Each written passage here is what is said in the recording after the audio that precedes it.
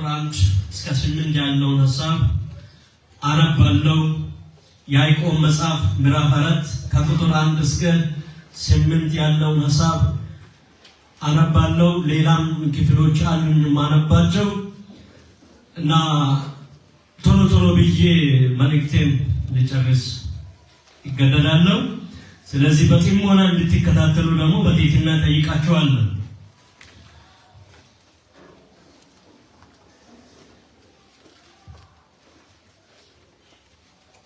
ያዕቆብ መጽሐፍ ምዕራፍ 4 ከቁጥር 1 እስከ 8 ያለውን ሐሳብ አነባለሁ።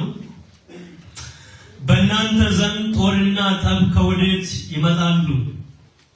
በብልቶቻችሁ ውስጥ ከሚዋጉ ከነዚህ ከምቾቶቻችሁ አይደሉምን? ትመኛላችሁ፣ ለእናንተ አይሆንም። ትገድላላችሁ፣ በብርቱም ትፈልጋላችሁ፣ ልታገኙም አትችሉም። ትጣላላችሁ፣ ትዋጉም አላችሁ፣ ነገር ግን አትለምኑምና ለእናንተ አይሆንም። ትለምናላችሁ፣ በምቾቶቻችሁም ትከፍሉ ዘንድ በክፉ ትለምናላችሁና አትቀበሉም። አመንዝሮች ሆይ ዓለምን መውደድ ለእግዚአብሔር ጥል እንዲሆን አታውቁምን? እንግዲህ የዓለም ወዳጅ ሊሆን የሚፈቅድ ሁሉ የእግዚአብሔር ጠላት ሆኗል። ወይስ መጽሐፍ በእኛ ዘንድ ያሳደረው መንፈስ በቅንዓት ይመኛል ያለው በከንቱ እንደተናገረ አይመስላችኋልን? ነገር ግን ጸጋን አብልጦ ይሰጣል። ስለዚህ እግዚአብሔር ትዕቢተኞችን ይቃወማል፣ ለትሑታን ግን ጸጋን ይሰጣል ይላል። ከ5 ጀምሮ ልድገመው። ወይስ መጽሐፍ በእኛ ዘንድ ያሳደረው መንፈስ በቅንዓት ይመኛል ያለው በከንቱ እንደተናገረ አይመስላችኋልን? ነገር ግን ጸጋን አብልጦ ይሰጣል። ስለዚህ እግዚአብሔር ትዕቢተኞችን ይቃወማል፣ ለትሑታን ጸጋን ይሰጣል ይላል እና ከዚህ በፊትም በነበረን ዘመናችን በዚህ በ40 ቀን በጾምና ጸሎት ቢያንስ በቀን አንድ ርዕስ ለእያንዳንዱ ሰው ሊኖረው ይችላል። ከ40 ቀንም በኋላ ባሉት ጊዜያት ብዙ ጊዜ እንጸልያለን፣ ብዙ ጊዜ እግዚአብሔርን ፊቱን እንፈልጋለን። ብዙ ጊዜ እንደተማራችሁ ከብዙ ሰዎች በጊዜው በሰዓቱ የሚመለስ የጸሎት መልስ አለ፣ ደግሞ የሚቆይ አለ፣ ጊዜ የሚጠይቅ አለ፣ ደግሞ አያስፈልግም ተብሎ ይሄ ጥሩ አይደለም ላንተ ተብሎ የሚቆይ ጸሎቶች አሉ። ስለዚህ ዛሬ ከእናንተ ጋር የእግዚአብሔርን ቃል እንድንከፋፈል በውስጤ የሞላው ቃል ወይም ርዕሰ ጉዳዩ ጊዜ የማይወስድ የጸሎት መልስ የሚል ሐሳብ ጥቂት ጊዜ ውስጥ እናገራለሁ። ጊዜ የማይወስድ በአስፈላጊ ሰዓት ላይ በጠየቅነው ጊዜ ላይ ጊዜ ሳይወስድ ረጅም ሰዓታትን ሳይወስድ የሚመለስ የጸሎት መልስ በሚነሳ አንዳንድ ሐሳቦችን አነሳለሁ። አሁን ባነበብነው ክፍል ላይ በልባችሁ ወይም በእናንተ ውስጥ በእናንተ ዘንድ ጦርና ጠብ ከወዴት ይመጣሉ ይላል። በብልቶቻችሁ ውስጥ ከሚዋጉ ከነዚህ ከምቾቶቻችሁ አይደሉምን ይላል። እዚህ ውስጥ ውጊያው በሁለት ወገን መካከል የሚደረግ ውጊያ እንደሆነ መጽሐፉ ይናገረናል። አንደኛ የሥጋ ውጊያ ነው፣ ሥጋ ነው የሚዋጋው። ሁለተኛው መንፈስ ነው፣ የሥጋ ሐሳብ እና የመንፈስ ሐሳብ የሚተጋገዙ አሉ። ዓለም አለች። ዓለም ማንን ትደግፋለች ቢባል ስጋችንን ትደግፋለች። የዓለም ፍቅር ወደ ውስጣችን ሲገባ ስጋ ይተባበራል። የስጋ ምኞት የስጋ ሐሳብ ሲነሳ መንፈሳችን ይተባበራል ወይም ስጋችን ይተባበራል። ደግሞ መንፈስ አለ በውስጣችን ለእግዚአብሔር ያሳደረው ምን አለ? መንፈስ አለ። በእያንዳንዳችን ውስጥ ያለው መንፈስ ስሜት አለው፣ ፍላጎት አለው፣ ይፈልጋል። ደግሞም ስጋችንም ምን ይሆናል? ይፈልጋል። ስጋችን ይፈልጋል። ለስጋችን ድጋፍ የሚሆን ዓላማ አለ። መንፈሳችን ይፈልጋል። ለመንፈሳችን ደግሞ የሚፈልግ ወይም የሚደግፍ እግዚአብሔር አለ።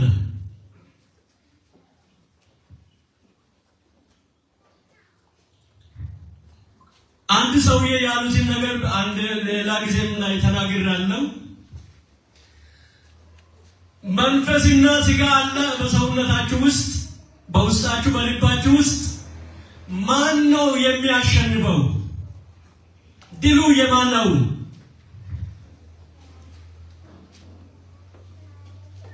ብለው ሲጠይቁ የሚያሸንፈውማ የቀለብከው ነው። ስጋችንን የምንቀልብ ከሆነ ለስጋ ፍላጎቶቻችን የምንገዛ የምንኖር ከሆነ የሚያሸንፈው ስጋችን ነው። ደግሞም ለመንፈሳዊ ፍላጎቶች የምንኖር ከሆነ የምንገዛ ከሆነ የሚያሸንፈው መንፈሳችን ነው። ዛሬ በልባችን ላይ አሸናፊ እንዲሆን እየቀለብን ያለነው ነገር ማን እንደሆነ ለእያንዳንዳችን ይቅር።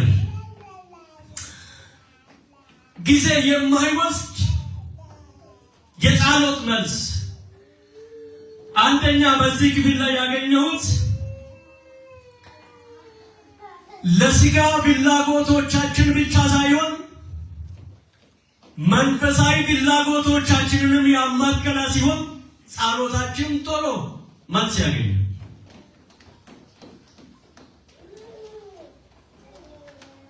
የስጋ ፍላጎቶቻችንን ብቻ የምንጸልይ ወይም ለእግዚአብሔር የምንናገር ከሆነ አየር ላይ መቆየቱ አይቀርም። ግን ጸሎታችን ቶሎ መልስ እንዲያገኝ መንፈሳዊ ፍላጎቶችንም ያማከለ መሆን አለበት።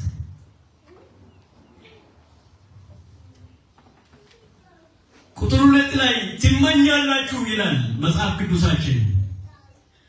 ምኞት የሚለው ትርጉሙ ጥልቅ ፍላጎት ነው አይደል? ትመኛላችሁ የሚለው ጥልቅ ፍላጎት ሲሆን ቁጥር 4 ላይ ቁጥር 5 ላይ ደግሞ መንፈሱ በቅንዓት ይመኛል ይላል። መንፈሱ በምን ይመኛል? በቅንዓት ይመኛል። ስጋ ይመኛል፣ ይፈልጋል። መንፈስ ደግሞ በቅንዓት ይመኛል። ለምንድን ነው መንፈስ በቅንዓት ይመኛል ያለው ቃል? እቺ ግጥያ ወይም ገላጭ ቃል የገባችው ቅንዓት በቅንዓት ይፈልጋል ወይም ይመኛል የሚለው ገላጭ ቃል የገባው እዚህ ቦታ ላይ ይሄ ይመኛል የሚለው ቃል ማን መንፈስ በቅንዓት ይመኛል ያለው ነገር ለስጋ ያላለው ለመንፈስ አስገብቷል። እዚህ ጋር ያዕቆብ በስጋ ትመኛላችሁ ብሏል። ስጋችሁ ይመኛል፣ ይፈልጋል። ግን መንፈሳችሁ በምን? በቅንዓት። ለምንድን ነው ቢባል እኛ ሁሉ ጊዜ የምናደለው ለስጋችን ስለሆነ እኛ ሁሉ ጊዜ የምናደለው ትኩረት የምንሰጠው ጊዜ የምንሰጥለት ቦታ የምናመቻችለት ለስጋችን ሐሳብ ወይም ለስጋችን ፍላጎት ስለሆነ ለመንፈሳዊ ፍላጎቶች የምንሰጣቸው ቦታ በጣም አነስተኛ ቦታ ስለሆነ መንፈስ ቅዱስ ለስጋ አንተ ይሄንን ትኩረት ቦታ ሰጥተን ብዙ ወጪ አውጥተን ብዙ ሰዓት ሰጥተን ለዚህ ለስጋ የሚሰራ ከሆነ ለእኔስ የሚል ቅናት ለመንፈስም አለው። ለእኔስ የምን ቅናት አለው? የመንፈስ ቅናት አለው ማለት ነው። በዕለት ተዕለት ኑሯችን መንፈሳችን ለስጋችን ምቾት የምናደርጋቸው ነገሮች ለመንፈሳዊ ምቾቶች እንዲሆኑ ቅናት እንዳለው እንዳንረሳ። መንፈስ ሁል ጊዜ ጥማቱ የመንፈስ ፍላጎቱ በእኔን ሲመራኝ፣ እኔን ሲያስታጥቀኝ፣ እኔን ሲያስተምረኝ፣ እኔን በቃሉ መንገድ ሲመራኝ ሁል ጊዜ የመንፈስ ፍላጎት ምንድነው? ምኞቱ ምንድነው? መንፈሳዊ ምቾቶችን እንድታመቻች መንፈስ ይፈልጋል። እስኪ ባጠገባችሁ ያለው ሰው መንፈሳዊ ምቾት እንዴት ነው ማለት ነው? መንፈሳዊ ምቾት እንዴት ነው? መንፈስ ይቀናል ማለት ለምን አይደረግም ብሎ መንፈስ ይቀናል። ያዕቆብ ምን አለ?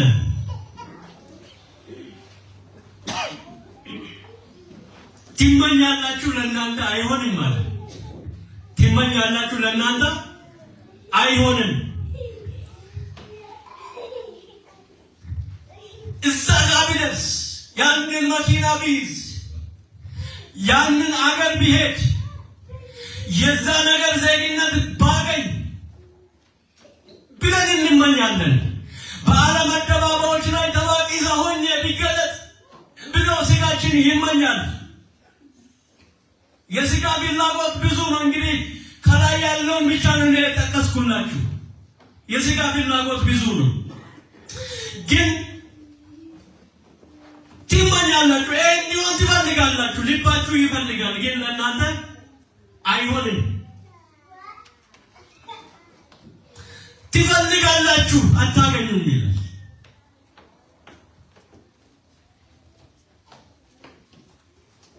ትፈልጋላችሁ፣ አታገኙም። ትመኛላችሁ፣ ለእናንተ አይሆንም። ትለምናላችሁ፣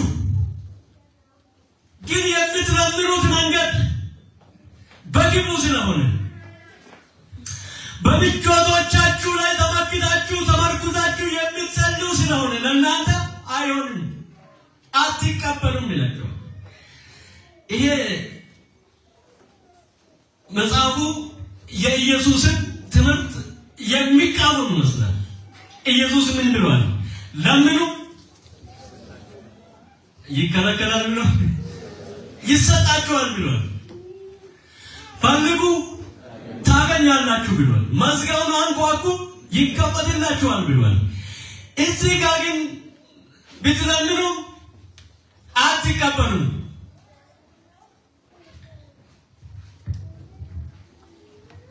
ደግሞም አትለምኑምና አትቀበሉም ይላል። አትለምኑምና ምን አታደርጉ? አትቀበሉም ይላል። ብዙ ጊዜ ሰበካችሁ አላችሁ፣ ይሄንን ክፍል የተሰበከላችሁ አላችሁ። ይሄ ዝግ በር ነው። ብትፈልግ ማታገኝበት ዝግ ነው። ብትለምን ማትቀበልበት ዝግ ነው። ዝም ብትልም ዝም ብለህ የምታልፍበት ዝግ መንገድ ነው።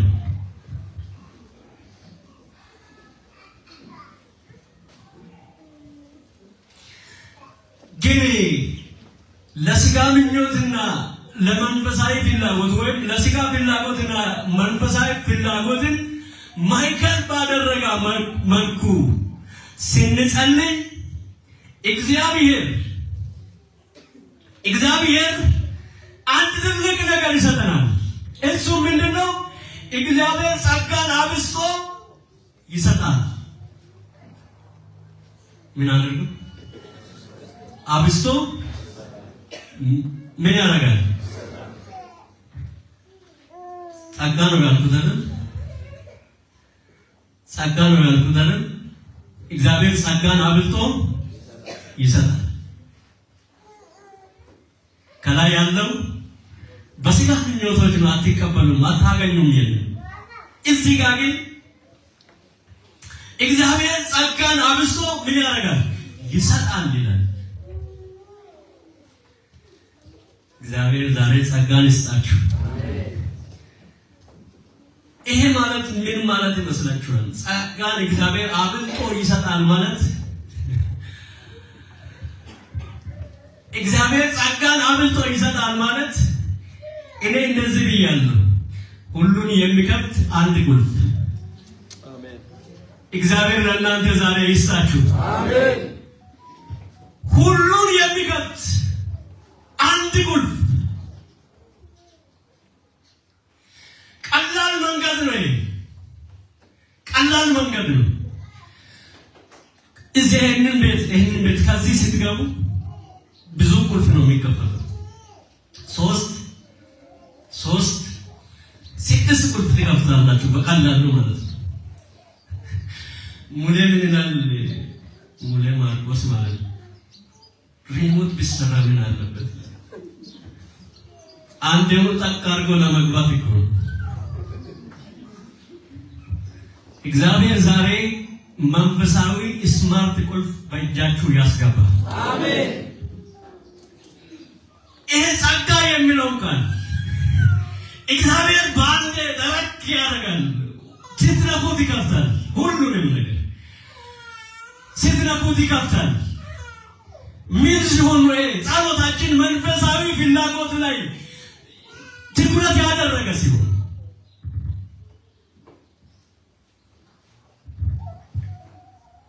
ጸጋ የምትለው ቃል ሞገስ ብለውታል። እግዚአብሔር ዛሬ ለጸሎታችሁ ክብደት ይስጥ። እሺ ይላል። በ40ም ቀን ከዛሬም ጀምሮ በምትጸልዩ ጸሎት እግዚአብሔር እሺ ይበላችሁ አሜን። በቃ ይሄ ቁልፍ ፓስተር ተዘጋጅ እናድላለን። ቀይሩ ያንን የሥጋ ፍላጎቶችን የማይመቹትን ክፉ የሆኑትን የጸሎት ፍላጎቶቻችሁን ቀይሩና ዛሬ ቁልፍ ትቀበላላችሁ። ተራክላል አሜን። ይከፈትላችኋል አሜን። አራ ይከፈትላችኋል አሜን። አራ ይከፈትላችኋል አሜን። እስኪ ዛሬ ቁልፉን ሳትወስድ አትሄድ ብላችሁ ባጠገባችሁ ላለው ሰው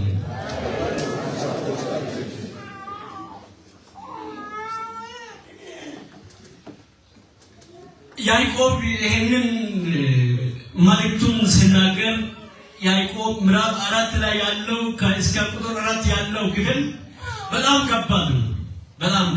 ጸሎት እንደ ሸክም መግፋት የሚሆንበት ነው። ግን ከ5 ቀጥሎ ባለው ክፍል ላይ በአንድ ቁልፍ እየከፈታችሁ የምትሄዱበት በአንድ ቁልፍ እግዚአብሔር ይሄንን ጥበብ ዛሬ ይስጣል አሜን። ያዕቆብ ይሄንን ሐሳብ በ5ኛው ምዕራፍ ላይ መልሶታል። ኤልያስም እንደኛ ያለ ሰው ነበረ። በአንድ ቃል ሰማይን ዝጋ አለ እግዚአብሔር። ሰማይን ዘጋ፣ ምድር ፍሬዋን አላበቀለችም፣ ምድርም ጸጥ አለች። ይኸው በአንድ ቁልፍ ሰማይንና ምድርን በአንድ ላይ መዝጋት። ሰማይ ይዘጋ አለ፣ እሺ አለ እግዚአብሔር። እሺ አለና ዘጋ፣ ምድርም ምንም ፍሬ አላበቀለች። ከቆይታ በኋላ ደግሞ ሰዎች ወደ መንፈሳዊ ነገር ሲመለሱ ወደ እግዚአብሔር መመለስ ሲጀምሩ እግዚአብሔር ሰማይን ክፈት አለ። እግዚአብሔር ሰማይን ከፈተ፣ ምድርን ፍሬዋን አበቀለች ይላል። አንድ ቁልፍ የሚዘጋ አንድ ቁልፍ የሚከፍት እግዚአብሔር ዛሬ ይስጥ አሜን። በዚህ ሐሳብ ላይ ሳስብ ነበር የሰሎሞንን ጸሎቶቻችን መንፈሳዊ ፍላጎት ላይ ያተኮረ ሲሆን እግዚአብሔር የሚሰጠው ምላሽ እጥፍ ይሆናል። እኛ የምንጠይቀው አንድ ነገር ነው። እግዚአብሔር የሚሰጠን ለሥጋም የሚሆን ለመንፈስም የሚሆን የሥጋ ምቾቶቻችን ወይ ሥጋ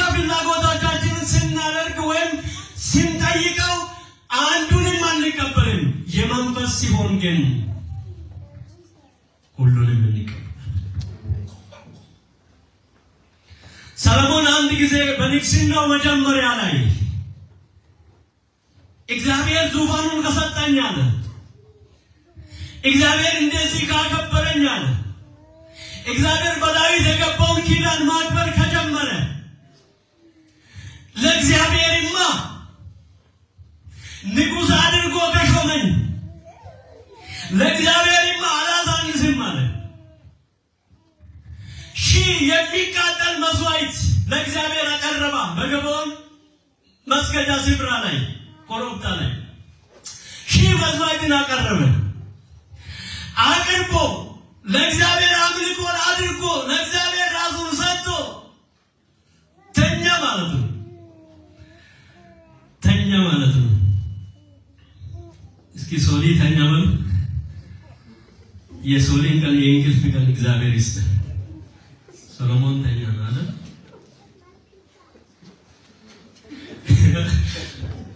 ሶሊ ሰሎሞንን አላልኩም። ብዙ ሰሎሞኖች ስላሉ አንተኛም ነው የምትሉት ተኝተዋል መጽሐፉ ይላልና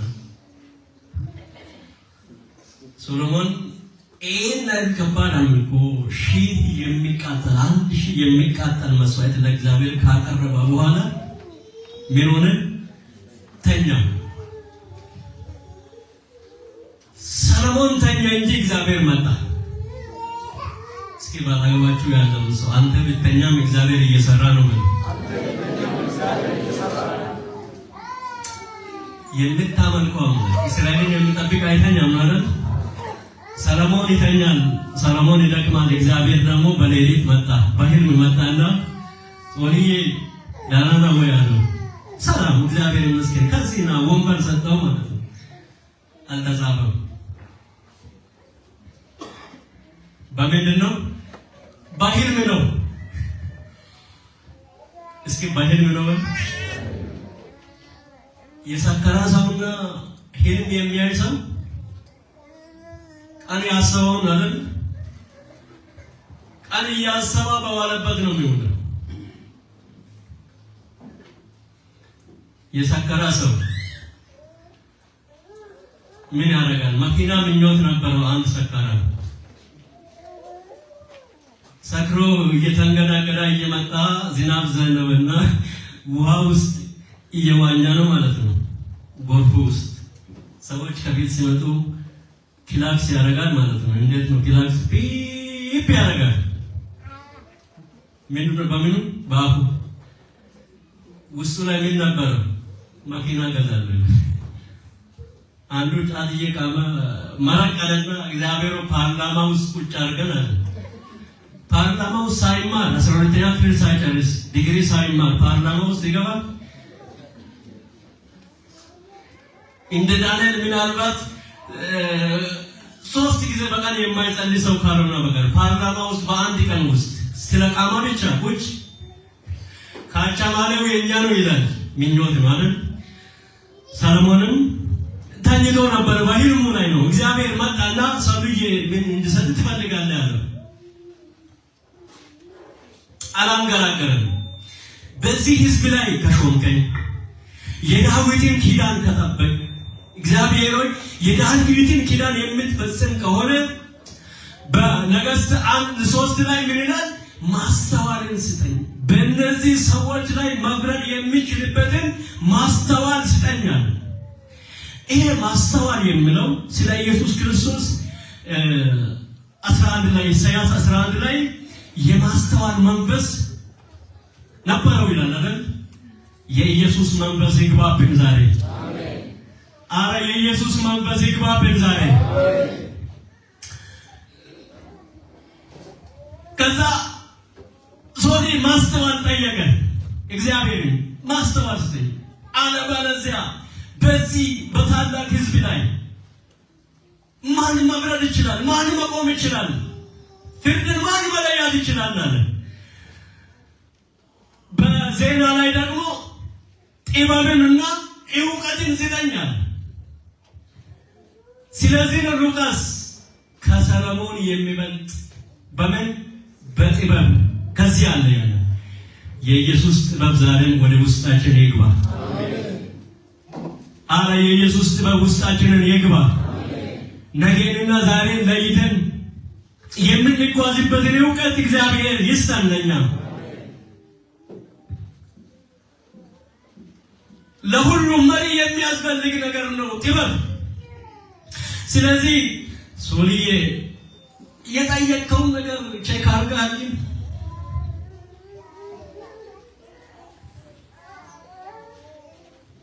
ሚሽነሪ አምና የዛሎት ሬሶች ስላሉ ፓስተር አሁን አሉ ያምኖቹ የሚረሳው እግዚአብሔር ግን ሲቦታልና ያረባሉ ለጊዜ የኛ ነገር በእግዚአብሔር ፊት ይነበባል። ሶልዬ ግን ጻሎት ትክክል ይመስልሃል? አረ መጸለይማ የሚገባኝ እኔ እስከመጣሁ ድረስ መጸለይማ የሚገባኝ ነገር ሰለሞንን እግዚአብሔር ይጠይቀዋል። አንደኛ ምንድነው? አንደኛ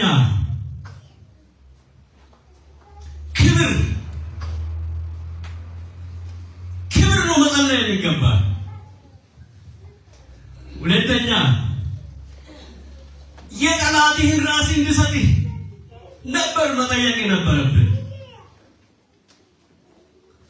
ደግሞ ባለጠግነትን እንዲሰጥህ ነው መጠየቅ የነበረብህ። ደግሞ ረጅም ዕድሜ ሰለሞን 1000 ዓመት ይንገስ የተባለው እንዲፈጸም ነበር መጠየቅ የነበረብህ። በዓለም ላይ 1000 ዓመት የኖረም የገዛም የለም ማለት ግን ይህንን ነበር መጠየቅ የነበረብህ፣ ግን አላደረገው። ስለዚህ ማስተዋልን እንካ አለው። ዛሬ እግዚአብሔር እንካ ይበላችሁ። እንካ አለው። በዛው ሰዓት ደግሞ ያልጠየቀን ክብር እንካ አለው። በፊት ከነበሩ ነገስታት ወደ ቤት ከሚመጡ ነገስታት አንተን የሚመስልህ እንደሌላ አርጌ አክብሬሃለሁ አለው። እግዚአብሔር ያክብራችሁ። አሜን አሜን። ምን ነው አሉት? እግዚአብሔር ያክብራችሁ ነው ያሉት። ማነብሽ ሾመና ማኑ በለሰኖ ማገናብሽ ሾመንሽ አፔኖስ በገናማሮ ማነብሽ ሾመንቹ ማኑ በለሰኖ ማገናብሽ ሾመንቺ አፔኖስ በገናማሮ። ምን ማለት ነው ፓስተር? ሰው ያከበረው ሰው ያዋርዳል። እግዚአብሔር ያከበረው ሰው ግን ክብሩ እየጨመረ ይሄዳል። አረ ክብራችሁ እየጨመረ ይሄዳል። አረ ክብራችሁ እየጨመረ ይሄዳል። አሜን። የሳሙኤል ነገር ባለበት ከቤርሳቤ እስከ ምድር ድረስ እየጨመረ እየሰፋ ሄደ። ታሪኩ የሰለሞን እየሰፋ እየጨመረ ሄደ። ኢየሩሳሌም ላይ ጀመረ። ከብዙ ሀገሮች ሰዎች ብዙ አይነት ስጦታ ይዘው እየመጡ ሰለሞንን ይጎበኛሉ። እግዚአብሔር ያክብራችሁ። አሜን በላችሁ። አሜን ወላና ቢስ ፓስተር ኮቼን እግዚአብሔር ያክብራችሁ። አሜን። የሰለሞንን ጥበብ ሰዎች ከዓለም ዙሪያ ላይ ለማየት ይመኙ ነበር። አንዱ ፓስፖርት አልተመቸው ኤምባሲ ገብቶ ወጥቶ አጥቶ ሳያይ ቀረ። እድል ያገኘ ሰው የሰለሞን ጥበብ አይቷል። አንድ ከሳባ የመጣችው ፈዘዘች ነው ማለት ነፍስ አልቀረላትም። በእንዲህ አይነት ክብር እግዚአብሔር ቤታችሁን ይሙላ። አሜን። ማየል ማሳከተን አሜን የማጋሩ ካን አውረነው አብነን ምን ነው ይሽ አሜን ማዋን አሳንሶ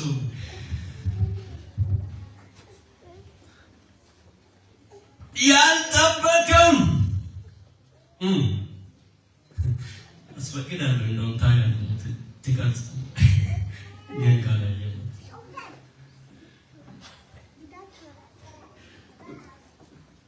ሰሎሞንን የጠላቶችን ራስ ነበር መጠየቅ ነበረበት።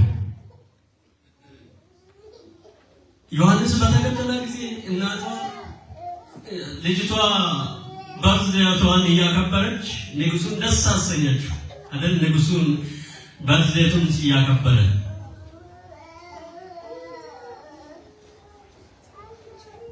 እናቱ ልጅቷን ደግሞ ሴትዮዋ ንጉሱ ሲጠይቃት ምን ቢሰጥሽ ይሄን ደስ አሰኝተሽ ምን ቢሰጥሽ የመጥምቁ ዮሐንስን ራስ ፈልጋለሁ በወቅት ጨምረህ አምጣለች። ሰሎሞን ስልጣን ተሰጥቶታል። ይሄን አልጠየቀም። ጠላቶች በራሳቸው ጊዜ እስኪ ጠላት በራሱ ጊዜ ይወድቃል በሉ። በራሱ ጊዜ ይወድቃል። አማርኛ አንዳንዴ እያስቸገረን ችግር የለውም። ጠላት በራሱ ጊዜ ይወድቃል። በሰሎሞን ዘመን እግዚአብሔር እረፍት ሰጣል ማለት ነው። ዘመናችሁን እግዚአብሔር እረፍት ያድርግ። አሜን። ይኸው ጸሎት ይለያል።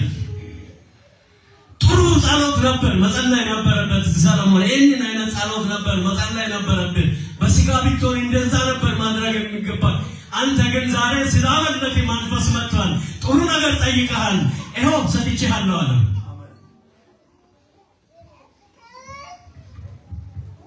ባለጠግነት ይኸው እግዚአብሔር ሰጠው። በቃ ያፊንጫ እስኪሞላ ድረስ እግዚአብሔር በእንዲህ አይነት በረከት ይባርክን። ጊዜ የማይወስድ የጸሎት መልስ አንደኛ በስጋ ፍላጎቶቻችን ላይ ብቻ ሳይሆን በመንፈሳዊ ፍላጎቶችም ላይ ያተኮረ